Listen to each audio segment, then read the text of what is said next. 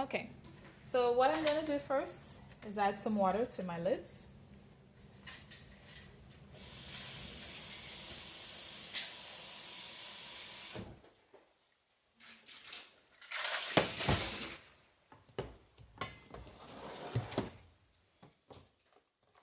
Clean that up a bit.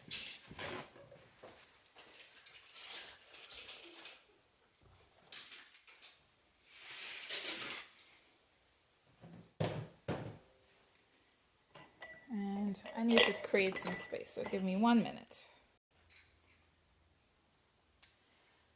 Okay, I just really needed to clear up my space a little. So at this point, I've got my canning jars, and we're going to take some time to fill them up.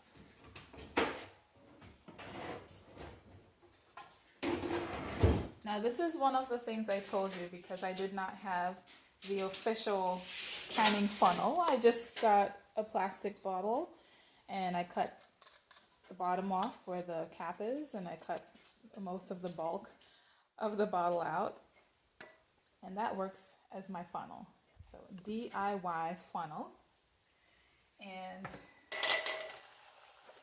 now we're going to start canning. Need a nice surface here.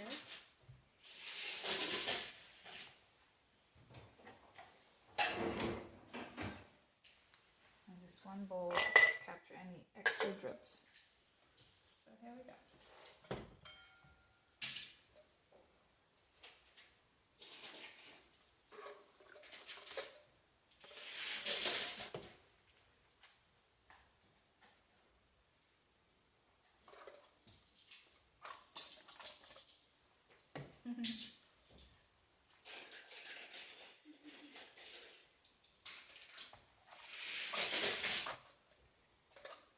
So I need to fill that .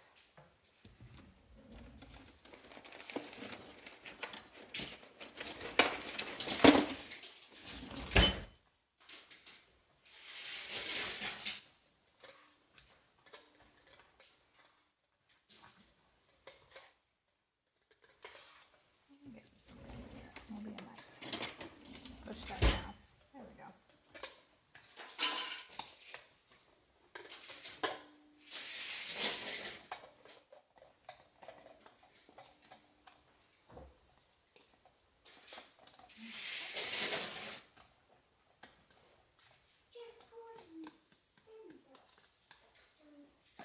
I'm going to add a little bit of liquid to the top.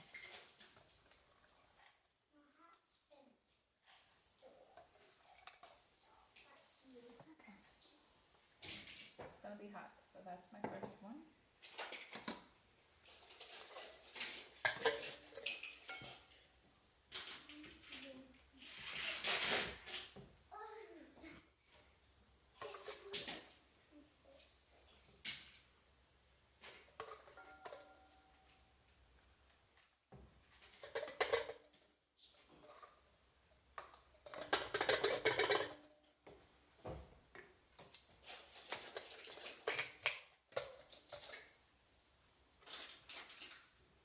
So I'm going to fill up all my jars with this method, and then we'll come back. That looks so good. Smells good. Okay, we'll be back. Okay, so I just completed filling all my jars. I've got 8 jars, and then I'm going to take this chopstick and do the debubbling process.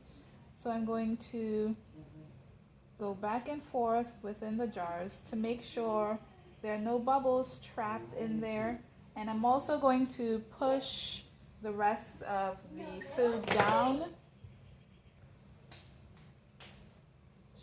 So just gently push all the food down and make sure there's no bubbles to escape.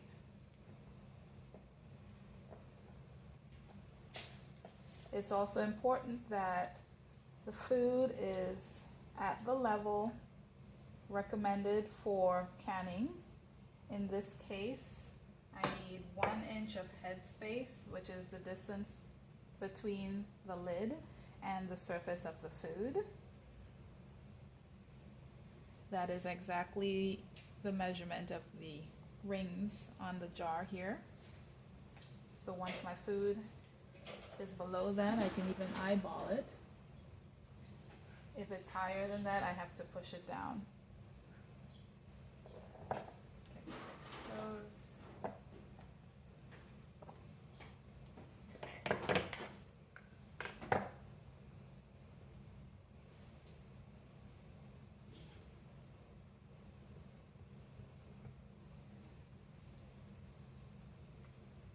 If there's any extra bubbles in there, it will create problems with purifying the food and the pressure that it creates from the pressure cannon.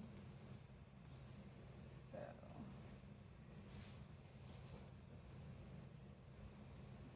okay, I'm just going to use my fork and kind of pat that food back down.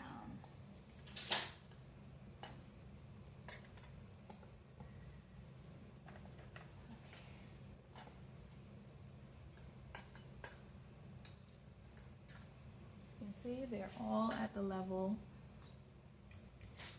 of 1 inch headspace.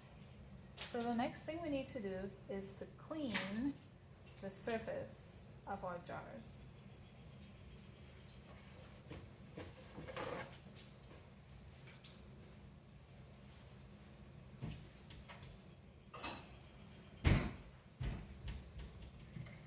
You can either use just a clean paper towel with water or some vinegar.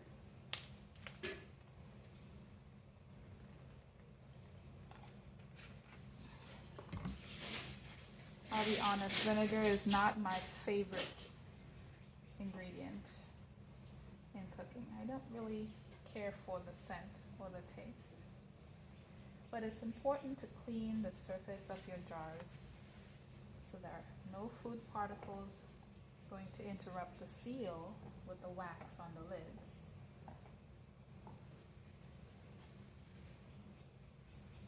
So I'm gently cleaning around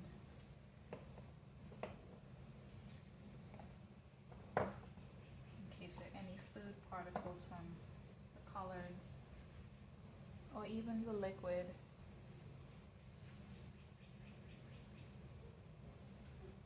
Okay.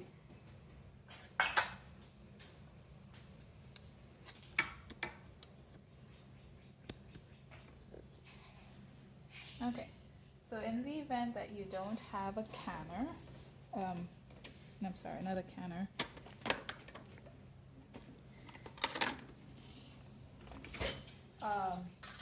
the metal can lifter, I just have a little spatula.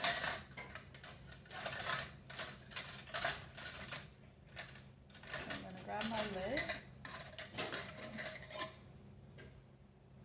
make sure I inspect it for any dents or defects.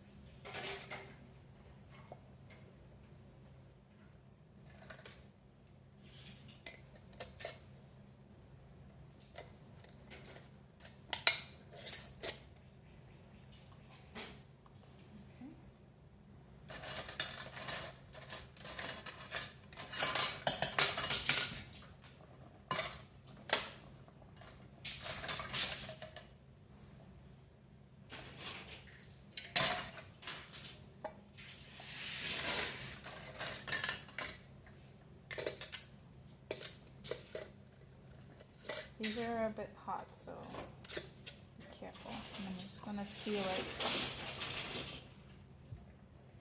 gently. I have 2 lids here.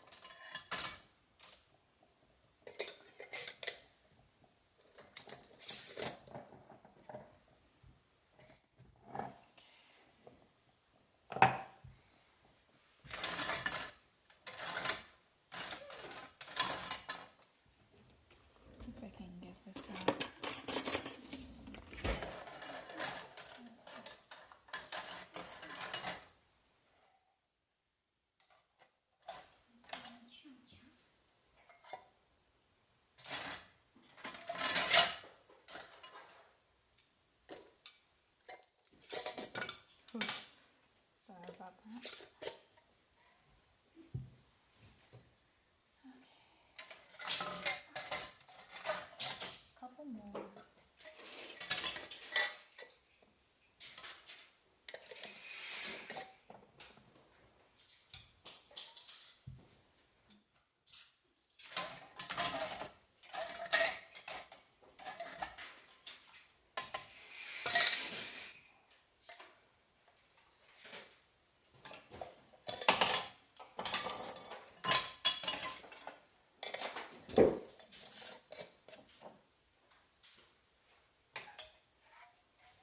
Okay.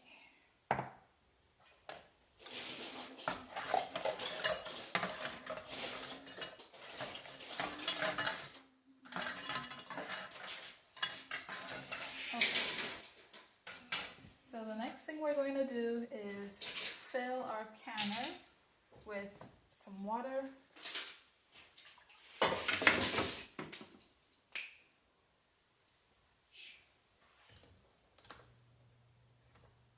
Actually, I'm not filling it.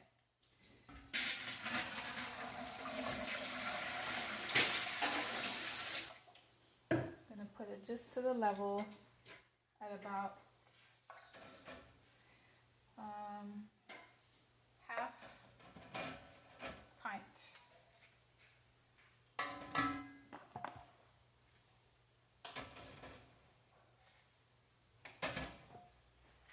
Make sure you follow the instructions of your canning manufacturer.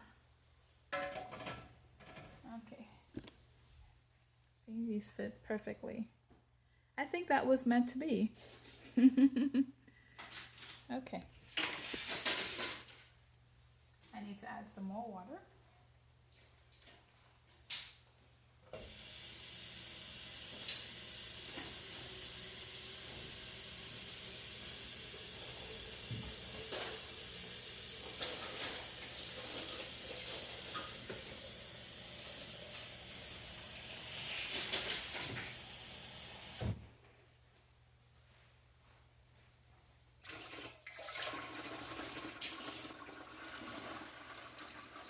Okay, so that's at the level of half. You can see half the pint. Now we get our lid.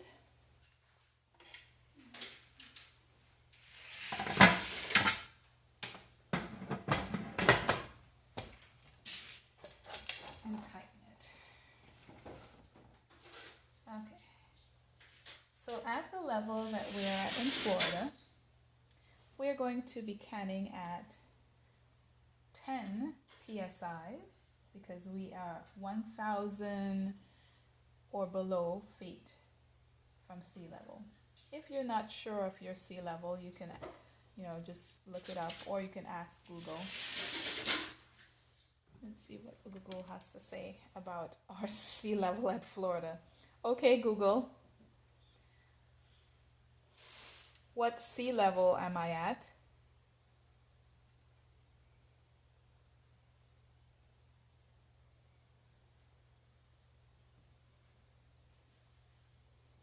This came back from a search.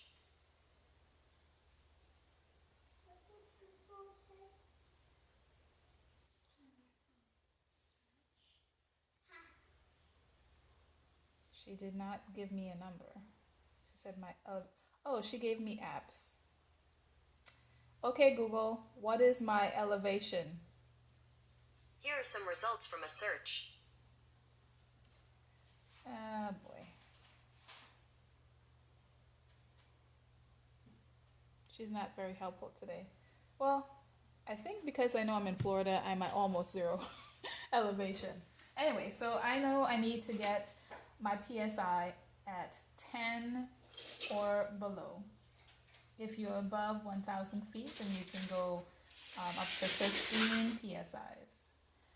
So what I'm going to do is allow this to get to boiling point.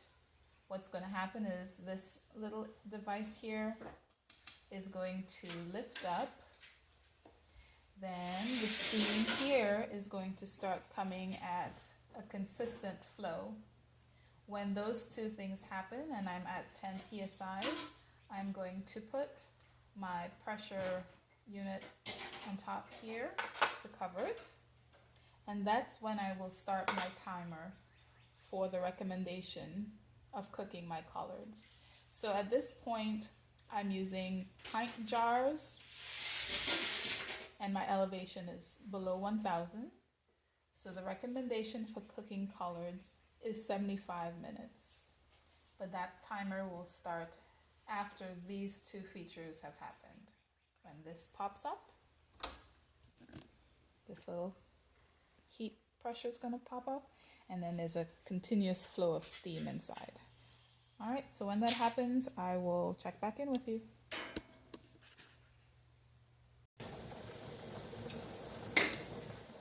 Okay, so we've been boiling for about 10 minutes, and you can kind of hear the bubbling.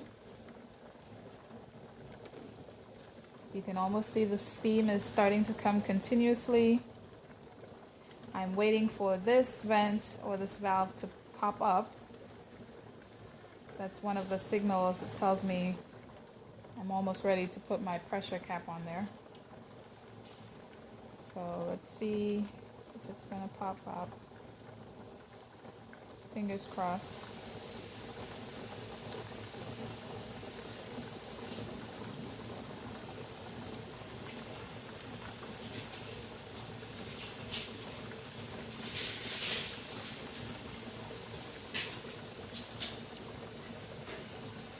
One thing I did forget to mention was to put a couple teaspoons of vinegar into the water, which reduces the watermarks on your jars so they stay nice and clear. So I did do that after I turned off the camera. So I'm just waiting. Make sure it's loose enough.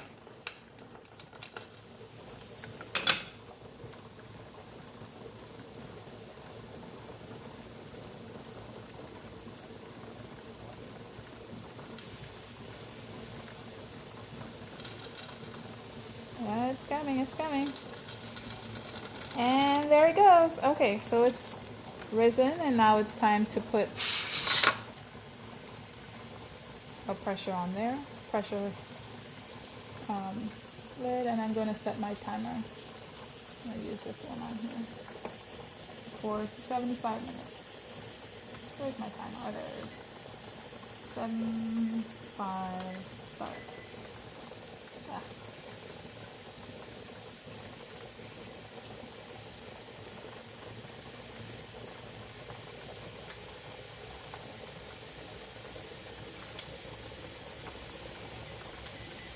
It doesn't want me to use that because I'm not using the oven.